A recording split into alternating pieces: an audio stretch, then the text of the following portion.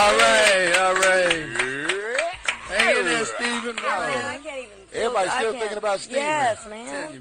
You know, I think that happens to a lot of guys when they start families later on in life. You're really a victim because you really get into your family differently. I don't know, it's like when you're younger, you run the streets, but when you're older and you have a child, it's like you feel to do it right, and you get all. And if you're up under a child, even if it ain't your child, you start to get some type of attachment for it when you got a heart. You know what I mean? Right. So it's like I think women take advantage of older guys when they, because they really put their heart and soul into their kids, or even the kids that aren't theirs. Whereas me, I go into shit like, bitch, look, I don't really want to get to know these motherfucking kids.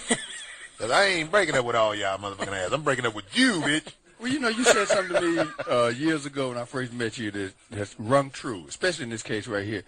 If a woman doesn't fear you, that love thing is going to get you in serious trouble as far as your heart is concerned, because obviously that woman has no fear of this brother whatsoever to take him through those kind of changes and have that kind of just heartlessness towards this man.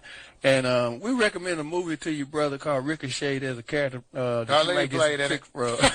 I was. John Lithgow played a character that you might want to. It ain't the same situation, but same, he just really meditated on getting back. Yes, on the revenge. At the person who fucked him over. Yeah. That's funny. He's got some good ideas. Not funny what happened to you, brother. Just funny about how life is full of people that are scandalous enough to pull it. And aren't afraid to pull that karma card, because I don't even, like I said, I'd be afraid to know how the rest of her life's going to pan out. Put that out there on her for you, Stephen. We have AL4KLUB, and they're from Chicago. Yeah, Al4 Club. Oh, there you go. I'm looking at a big. What up, Chi-Town? All right, what's up, good brother? Hey, you know, I listened to what you guys were talking about tonight, and what amazed me is that I've heard these stories over and over again. I've got 3 personal examples. By the time the third guy told me his story, I stopped him midway. I was like, let me tell you what happened. Your wife had filed an order of protection against you. Then you went to jail. You couldn't see your kids for 3 months. The whole point was to get you out of the house. By the time you can get back in, it's too late. You don't want to deal with it, so you're out. So they've won. Corey made the most salient point. Whoever goes first wins. And the scariest part is my last buddy's lawyer told him that she had advised women before to file an order of protection to get guys out of the house. So she knew the game. So it's a basic part of the system. Yeah, when you're a guy, it's almost like you don't really think like that. You're like, fuck them motherfuckers. I ain't going down there to fill out this paperwork on this bullshit. I handle my own shit. But them women be like, no, motherfucker, I'm going down here, and they gonna handle your ass. Right. That's what the fuck happens. Right. And that man, it's tragic the way the separation game works, where the courts make all the money. It's Jim Crow in another way now. Yeah, and the whole point is lawyers want to go on and on. They don't want to end. It's for them. They keep getting paid. The cash register's running. So they're like, the meter's running. We'll let this thing go. Nobody ever said, let's mediate and fix this thing. They say, hey, let it go on and on as long as possible. I'm still getting paid. There you go. Yeah, man. Every lawyer I ever talked to told me he didn't want to take my case because I asked him questions where they basically be like, this motherfucker going to be a problem. Right. You know, and I don't write checks frivolously to fucking lawyers. That's right. You ride to the south side, baby. Right. I know how to fucking really go. I know how to fucking really go. I fuck the rules. The rules are for suckers. That's right. Game knows game. There you go. Gang, goddamn, you better put the fear of God in that bitch. Thanks for calling in, man. Drop a casket off in front of that bitch house. Yeah, you too, man. Stay safe. That bitch go to work, let that casket be in the hallway. Who's this for? Right. And then we going to put this shit to rest one way or another. Somebody, one of us going to be in it. We got Sergio from North Carolina on the line. Sergio? Serge. Hey, how y'all doing today, fam? All right. All right. You know what? It's like Corey said, you know, as men, we got to think outside the box. You know, I went through that same shit with my ex, you know. You know, she's 8 months pregnant, you know, telling the police I kicked her down the steps. And then all of a sudden you start seeing, you know, the sheriff show up at your job, you know, but I got smart about it. You know, what I started doing is I started taking my damn video camera to court, taking my whole video thing showing where I went to work at 7 o'clock. So if I'm kicking you down the steps, bitch, at 7 o'clock in the morning, I'm at the job at the same time. So then what I did is I started questioning the judge. I'm asking the judge. I said, Judge, no, here it is. I'm taking off work, because you have me here in court. If she's so afraid of me, why is this bitch sitting next to me in court? So the judge then had to look up and say, you know what, you're right. Why is everybody that's in here that's got a domestic violence court case sitting next to the person that you're so afraid of? So as men, we have to think outside the box because like Corey said, them bitches going to get you first. If they can get to the court and get you first, it's a done deal. So I started y'all thinking still outside together? the box. No. Are y'all still together? No way. I got as far away for as I possibly can. Now, we do have a beautiful son together, and that's the only reason I deal with him. I was that brother that, I came, I left on a Friday because the police escorted me out of the house. I had 120 suits because I used to run a men's clothing store. I had 65 pairs of gaiters. I come back on Monday to get my stuff. It's in the driveway burnt up. Even the police at the time say, you know what, you better than me because I choked that motherfucker, But, hey, man, you know what life is what it is. And advice I would give to you is because your son is being raised by her, right? Right. Never talk about her to your son because he will find out. He will find out who she is. Well, not but only at the that, same time, you can't do that.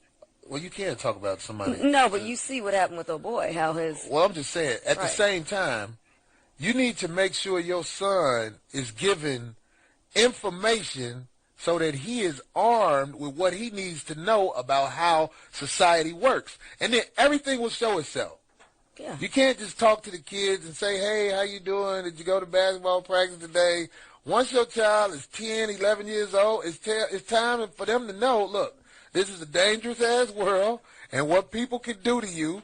And then later on in life, they're going to find out what their mama did, and then they're going to motherfucking have all the information they need.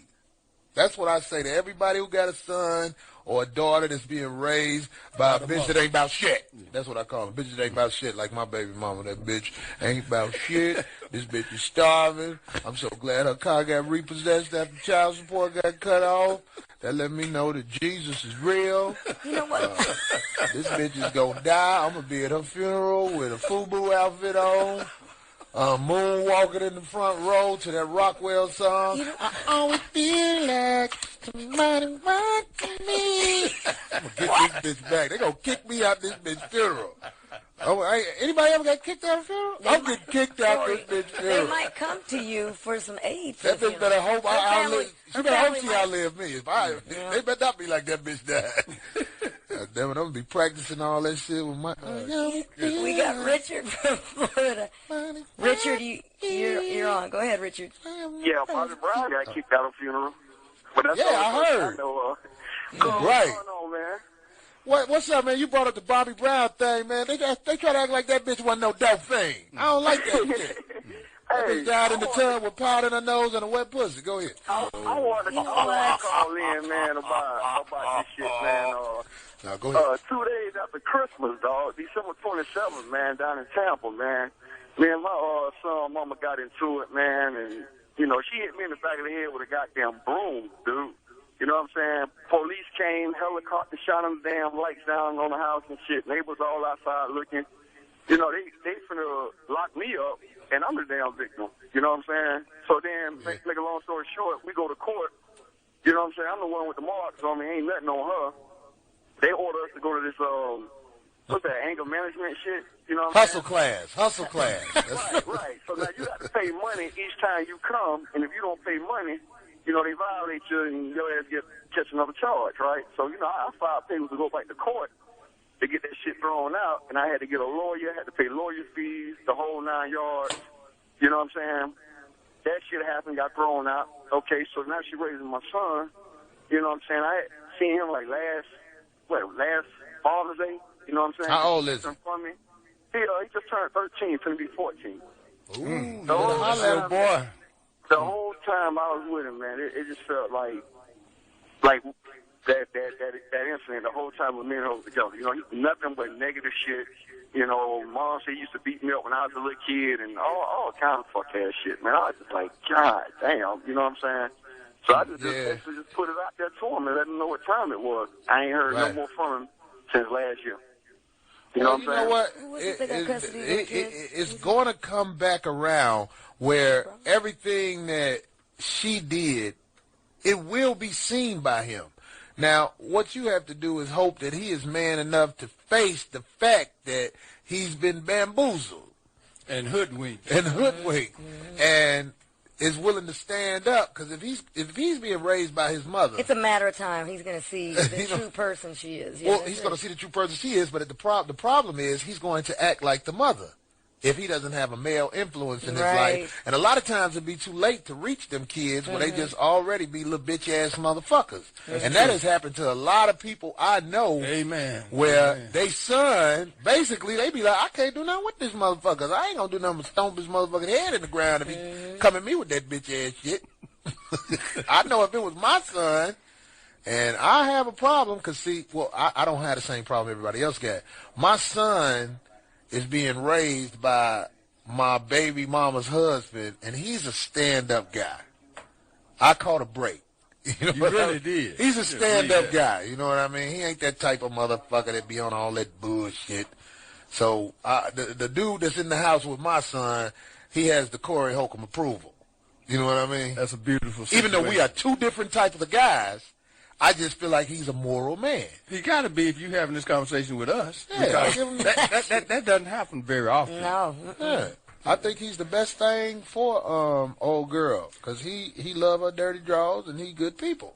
I'm curious. We had a lot of calls from North Carolina tonight. Sure What's did. going on They down kicking there? ass out there in North Carolina. You know what? And you know what? This is what I want to say. And don't think I didn't notice this. Most people who called were victims. Nobody said, yeah, I stole my bitch head in, and I just feel like $5,000 was too much for stomping this bitch head in because her daddy used to stomp her head in. Well, we can thank O.J. Simpson for that.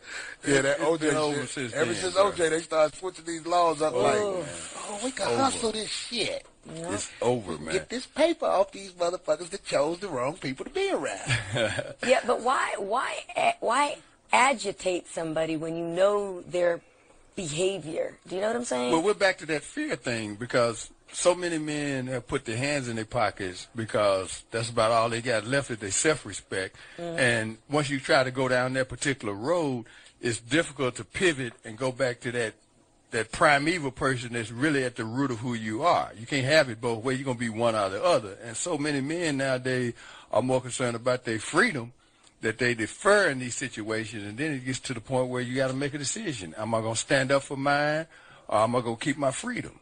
Well, it's a shame that you know, nowadays you live in a situation where you like, I got to go tell the police on my woman like a bitch, or have the police come in here and treat me like a bitch. And that's really fucked up, but that's life in America. That's right, and we could go on and on about this. This is never ending here, and it's just going to get worse. Want to thank everybody who called in tonight. Oh, yeah, and, you know, I'm basically going to be in town all week. That feels good. I got to do some of the pussy-ass college in Virginia. I don't know the name of it, but And folks, they probably not going to have me there now. Oh, no, they'll be like, there's that guy again. If you want to talk more about this, I'm at the Corey Holcomb on Twitter. Darlene, you? I'm at Darlene OG Ortiz. And this is at Glanton, Glanton Smith.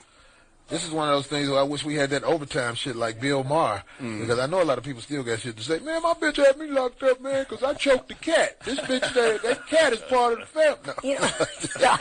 You know Anyway, what? get at us on Twitter. Thank you for listening to the 5150 show. Darlene in here with a ponytail. Bobby in here with that jogging suit. Bill Cosby was running in his first sitcom. You know what? Let's take some photos. I'm in a ragged ass t-shirt. Let's put some pictures up. We'll get at y'all next week. Thank you for listening.